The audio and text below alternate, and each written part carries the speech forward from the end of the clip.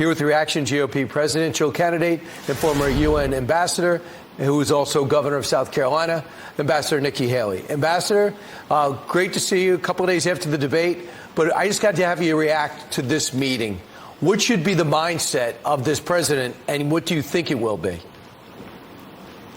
Well, I think you've seen Biden has begged for this meeting, right? He sent 4 cabinet members to China to go and try and court the Chinese. And so now they're going to grant him a meeting.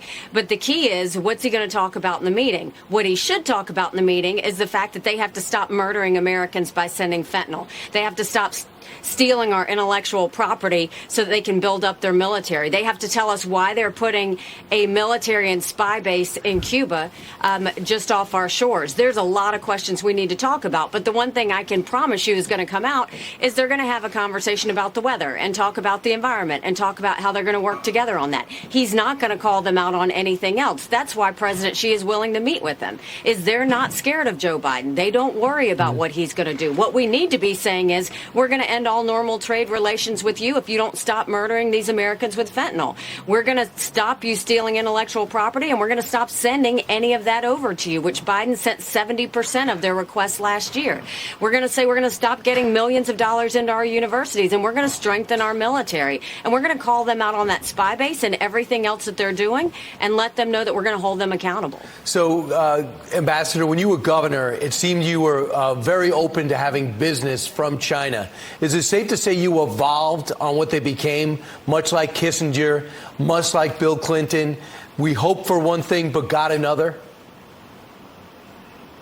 I mean, look, the thing is, every governor in the country has tried to recruit Chinese businesses over, the last how many years, because everybody thought, oh, if we're nice to China, they'll want to be like us. And, Ron has spent millions of dollars against me on this, when the reality is, yes, 10 years ago, I brought a fiberglass company, but he did something 6 months ago. So what's his story? At the end of the day, we have to look at the fact that every American household has Chinese products.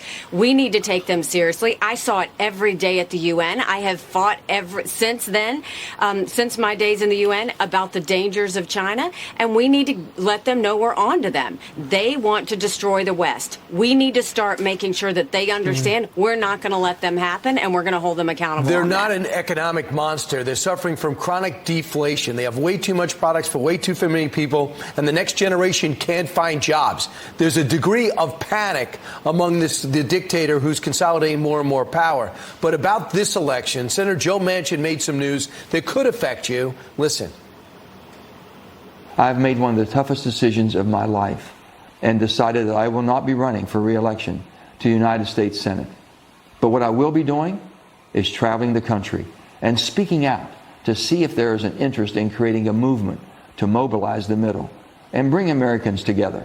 Is this going to be yet another party movement? Do you see Joe Manchin, the Democratic moderate, running for president? Listen, the only reason you're talking about or you're hearing about a third party is because 75% of Americans don't want a rematch between Biden and Trump. This is all just for security because they don't want that. I'm not worried about it because we're moving. We're surging in the polls. Trump has stayed constant. DeSantis is falling, and we continue to move. And we're going to make sure that we give Americans what they want. There's not going to be a need for a third party. You can look at the polls that they say that Trump beats Biden by a little bit. Look at the polls. It shows I crush Biden.